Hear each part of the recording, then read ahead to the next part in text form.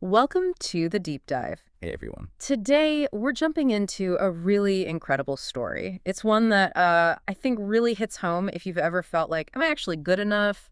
Or maybe, do I really have anything special to offer? Yeah, those are big questions. Totally. So this deep dive is called Gideon, the underdog who changed the game.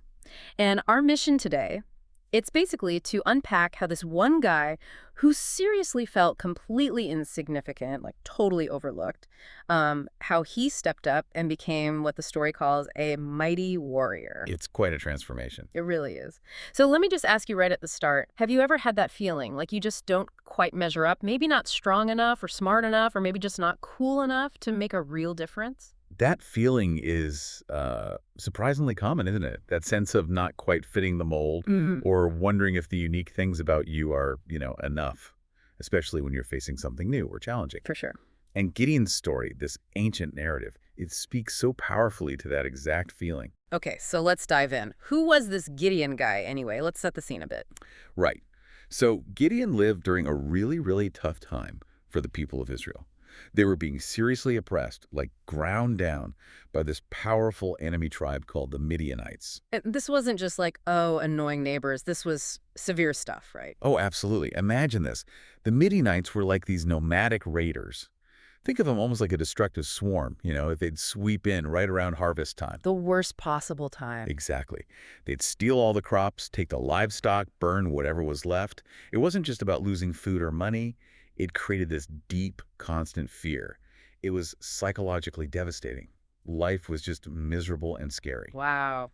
Brutal. And into that situation steps Gideon, or maybe hides Gideon, because he wasn't some big hero figure at this point. Not at all. He's just a regular guy trying to survive like Yeah. everyone else. And the story actually finds him doing something pretty interesting. He's trying to thresh wheat, but he's doing it in a wine press. Okay, hang on. A wine press. Isn't that where you stomp grapes? Like usually a pit or a hidden spot? Precisely. You'd normally thresh wheat out in the open, on a threshing floor, where the Yeah. wind can blow away the chaff. Doing it in a hidden wine press, it tells you everything about how scared he was. He was literally hiding his food prep. Yeah, trying desperately not to get noticed by the Midianites. He wasn't a star athlete, wasn't from a famous family, didn't have any special rank. The historical account in the book of Judges actually tells us he came from Manasseh, one of the smaller tribes. Okay. And even within that tribe, his own family group, his clan, was considered the weakest, the least important. So, like, bottom of the barrel, in his own mind anyway. Pretty much. Okay. By all outward appearances, and probably in his own self-assessment, he felt totally insignificant. The definition of an underdog. Okay, so this is where it gets wild. This ordinary guy, Gideon, hiding his wheat in a hole in the ground, Yeah. he gets a visitor. An angel of the Lord just appears to him. Whoa. And get this, the very first thing the angel says.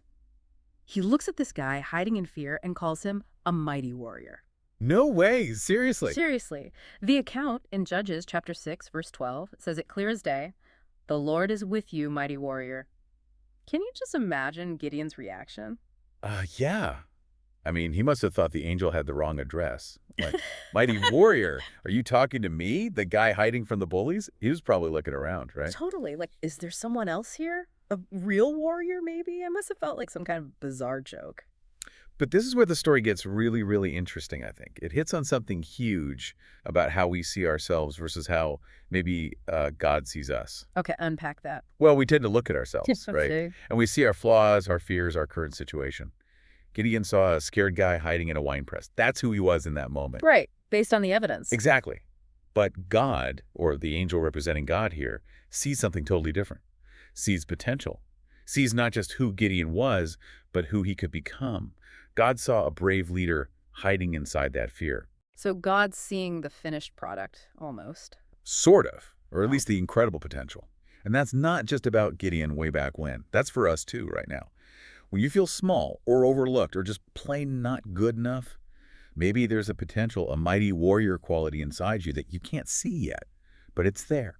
That's a powerful thought. But okay, even with this amazing, like, divine pep talk, Gideon wasn't instantly convinced, was he? Oh, not even close. His first reaction was basically pure doubt. Huge doubt. He didn't just say, awesome, sign me up. No way. He immediately started questioning things. Like, if God is really with us, why is all this bad stuff happening? He questioned God's presence. He totally questioned his own ability to do anything. And yeah, probably wondered if this whole mighty warrior thing was serious. He actually argued back, didn't he? He did. He basically protests. It's right there in Judges chapter 6, verse 15. He says, "But Lord, how can I save Israel? My clan is the weakest in Manasseh, and I am the least in my family." Wow, he lays it all out there, all his Yeah. insecurities. Totally. He's completely focused on his limitations. I'm too small, my family's too weak, how can I possibly do this? He just couldn't square the angel's greeting with his own reality.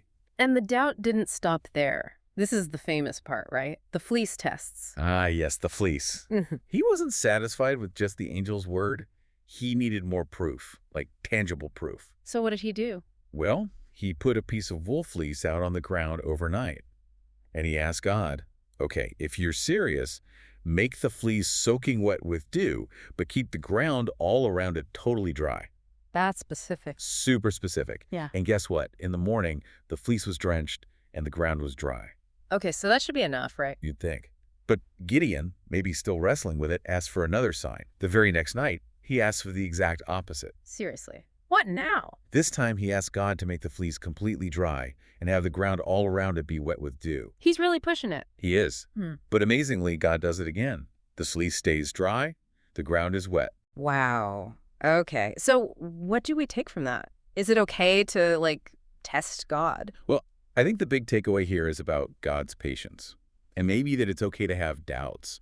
Doubts are actually a really normal part of faith, part of any big journey, really. So it's not like a failure to have questions? Not at all. Look at Gideon. He asks us questions, he seeks confirmation, he wrestles with it, and God doesn't get angry or impatient. God meets him right there, in his doubt, and provides reassurance. God isn't scared off by our questions or our need for, a bit more certainty sometimes. That's actually really comforting because, let's be real, everyone feels doubt sometimes. Absolutely. Especially when you're younger, figuring things out. Those feelings of, am I good enough, are super common. Gideon's story shows us that even people who did amazing things wrestled with the exact same stuff. Yeah, I can really see that connection. So think about it for a second, you listening right now. When have you felt like Gideon? Like maybe feeling overlooked? You're not the loudest person, maybe not the most outgoing in your group or class. Ever feel like your ideas just kind of get lost or aren't really valued? That's a tough feeling. Or maybe it's that straight up not good enough feeling. Right. Have you ever held back from trying out for a team or maybe joining a club, applying for something you were interested in, just because deep down you thought, nah, I don't have what it takes? That self-doubt voice can be really loud. It really can. Or maybe it's less specific, just this general feeling of being unsure about what you even can offer. Like, what are my unique talents? Do I even have any? How could I possibly make a difference? Those are all totally normal feelings. And seriously. Part of being human, part of growing up. But the powerful thing to hold on to from Gideon's story is that core message. God doesn't necessarily see you the same way you see yourself in those moments of doubt. He sees the potential. Exactly. He sees past the fear, past the insecurity, to the amazing potential inside you, the mighty warrior potential. Okay, so Gideon has his doubts, he gets his signs. But how does he actually go from this fearful guy to, the fearless leader who takes on the Midianites? It wasn't instant, right? No, definitely not instant. It was a process. Think of it like baby steps to courage. God worked with him really patiently. Like we said, no scolding for the doubts, just consistent reassurance, answering his questions step by step. Building his confidence? Exactly. Yeah. God kept showing Gideon his faithfulness, showing him what God could do. That built Gideon's trust, little by little, that this mission wasn't impossible. Those fleece tests weren't just about proving God's power in general. They were specifically to help Gideon build his faith. God met him right where he was at. Helping him grow stronger in his trust. Precisely. And then came action. Small steps of obedience. Remember that altar thing? Right, tearing down his dad's altar to Baal, the pagan god. Yeah, which is a huge deal in his culture. He was challenging his family, challenging the local religion. Super risky. But it was an act of obedience, trusting God even when it was scary. And that small act led to bigger things. It was like a muscle he started to exercise. Okay, that makes sense. Small steps build momentum. But then comes the really counterintuitive part, the army. Yes, the army reduction. This is mind-blowing. So Gideon manages to rally the troops, right? He gets 32,000 men together. That's a pretty decent army. Yeah, you'd think, okay, now we've got a shot. Right. But then God tells him, nope, that's way too many people. Too many? How can you have too many soldiers when you're facing a huge enemy? Sounds crazy, doesn't it? But God's reason was crucial. He first tells Gideon to send home anyone who is afraid. Okay, fair enough. 22,000 leave, so got 10,000 left. Still a good number. But God says, still too many. Then there's this test by the water, how the men drink, and God whittles the army down. Get this, to just 300 men. 300 against the entire Midianite horde. That's insane. From a human military perspective, absolutely insane. Right.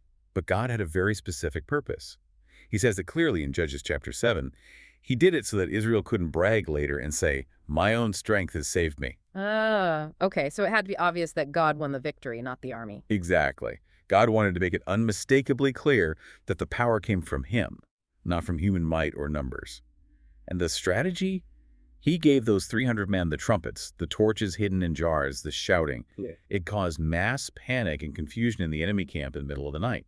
They basically defeated themselves. Wow. Okay, so that's a really important point. We often think we need to be the strongest, the most capable, have everything perfectly figured out. Right, we rely on our own resources, our own strength. But Gideon's story flips that script. The powerful truth here is that God's power often shows up best when we feel weak. It's made perfect in our weakness. When we admit we can't do it alone. That's when his strength really shines. It's a total paradigm shift. There's actually a verse that says something just like that, isn't there, in the New Testament? Yes. It's in 2 Corinthians chapter 12, verses 9 and 10. Paul is talking about his own struggles, and God tells him, my grace is sufficient for you, for my power is made perfect in weakness. And Paul concludes, that is why, for Christ's sake, I delight in weaknesses. For when I am weak, then I am strong. When I am weak, then I am strong. That completely turns our usual thinking upside down. It really does. Yeah. It suggests that the very places where we feel inadequate might be the exact places where God wants to show up in a powerful way if we let him. Okay, so pulling this all together, what does this amazing story of Gideon the underdog mean for you listening right now? Let's recap the main takeaways. Okay, first big one. God can use anyone, seriously.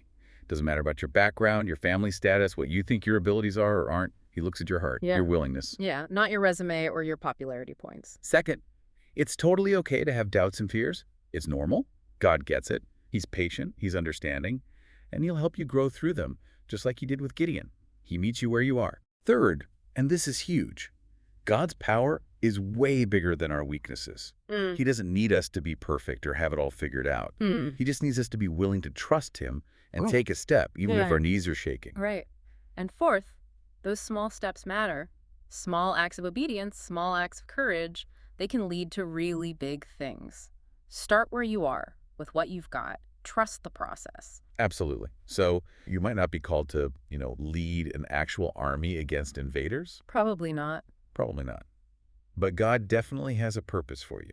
He wants to use your unique gifts, your specific talents and personality to make a real difference right where you are, in your world. So what could that look like, practically speaking, for someone listening today? Well, maybe it means being the person who stands up for someone getting picked on or excluded at school. Even if it feels awkward or a bit scary, that takes courage. Yeah, that's a big one. Or maybe you're artistic. Use those skills. Create something beautiful, something inspiring, something that makes people think or brings them joy. What about helping others? Totally.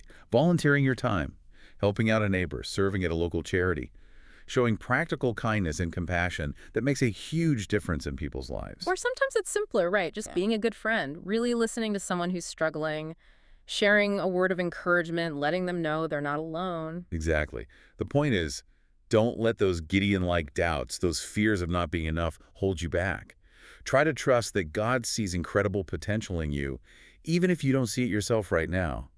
When you take that step of faith, even a small one. Like Gideon tearing down the altar. Right. God will meet you there. He'll empower you to do things you might never have thought possible. So maybe the final word is this. You are a mighty warrior in the making. I love that. Yes. Believe it. Okay, before we wrap up this deep dive, here's something to chew on, a provocative thought for you. Inspired by Gideon, what's maybe one small act of courage you could take this week? Just one small step. Yeah. Where might you be underestimating your own mighty warrior potential, that unique spark of ability and courage that God has put inside you? Think about where those doubts tend to pop up for you. And what's one tiny step you could take to challenge them, to step out in faith anyway? Definitely something to reflect on. Thank you so much for joining us on this deep dive into Gideon's story today. Yeah, thanks for listening. We really hope it gave you something encouraging and maybe challenging to think about. For sure. And hey, be sure to follow our show for more deep dives coming your way. We love unpacking these kinds of stories and ideas together. See you next time.